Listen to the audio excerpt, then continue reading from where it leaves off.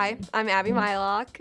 I'm a junior theater performance major, and I also have a communications major and a minor in film. My name is Jamarian Evans, and I am a theater performance major. So this show is called Us and Them.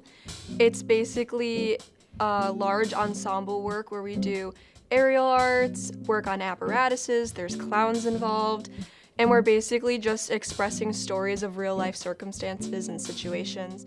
There's so many different things that we talk about in the show, and if you try to think about all of them at one time, it's just too much. That's not the purpose of the show.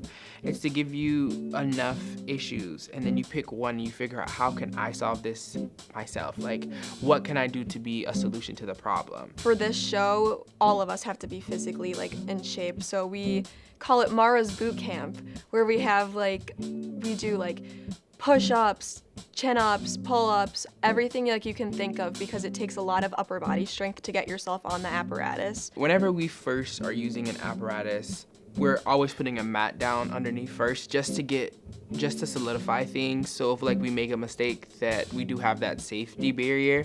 Once we get comfortable and we start to solidify moves on the apparatus, we tend to move the mat out the way, because during the show we can't have the mat. There is dialogue within the show, but it kind of goes along with that theme at a specific point. The entire show, we have a soundtrack that Mara's friends actually wrote. It is very difficult to express a story if there's no dialogue or songs, because it's not your average play or musical.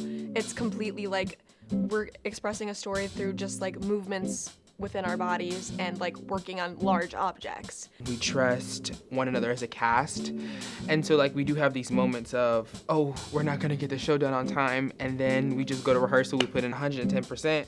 We all are living in this world right now, and I don't think a lot of people are aware of how bad it is, and this can just be a simple small change while being entertained and getting the entertainment value out of it. But it's also wow, this is the world we live in.